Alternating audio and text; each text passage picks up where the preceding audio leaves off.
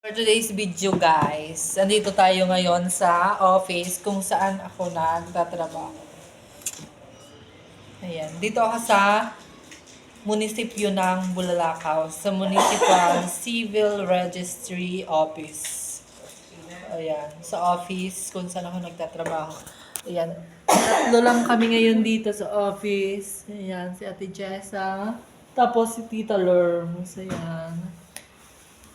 Sa mga wala pong rehistro na birth certificate, pwede po kayo magparehistro dito. Basta sa mga taga-Bulalakaw lang po na dito po pinanganak. Kung kayo po ay ibang lugar o ibang bayan man po dito, nasakop ng Oriental, doon po kayo mismo magpapagawa. So, sa pagpapagawa po ng birth certificate, kailangan po namin ng pag-delayed po ay negative PSA. Galing po sa Philippine Statistic Authority. Tapos, barangay indigency. Tapos, barangay certification. Kung hindi man po kayo kasal, sedula. At kung kasal naman po kayo ay Xerox po ng marriage contract. Yun guys. Tapos kapag on time naman po, ibig sabihin ng on time, kapag pinanganak, tapos ipinarehistro agad, yun po ay on time po ang tawag doon. So ang kailangan po noon is, kung kasal man po is, kailangan po ng Xerox ng marriage certificate, tapos live birth po ng bata galing po sa hospital.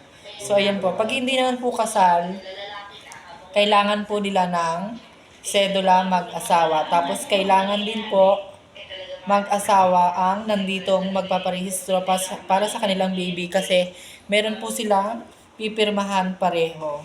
So ayan guys, sa mga wala pong rehistro, pwede po kayong magtungo sa first floor po ng Municipal Civil Registral Office ng Bulalakaw.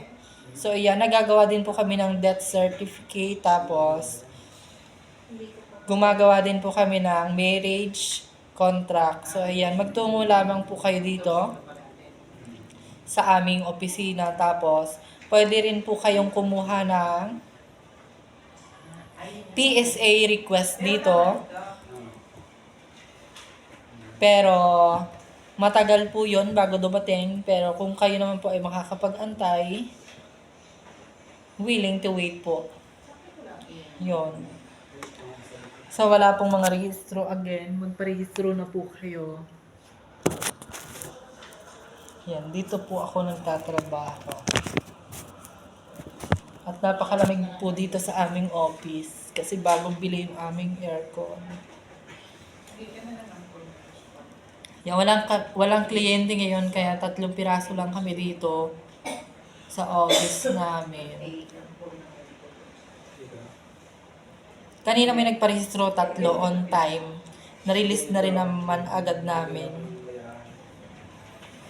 So, yun. Pag ganito lang kami pag walang kliyente. Pero pag may kliyente kami, lahat kami ay nakatayo, lahat kami ay kumikilos.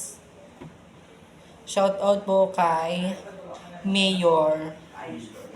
Kay Mayor Ernilio Civillas. Maraming salamat po sa walang sawang pagsuporta sa bayan ng Bulalakaw.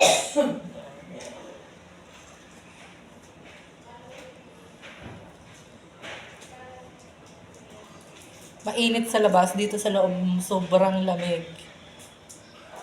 Kasi bagay yung aircon namin na yun. Yan.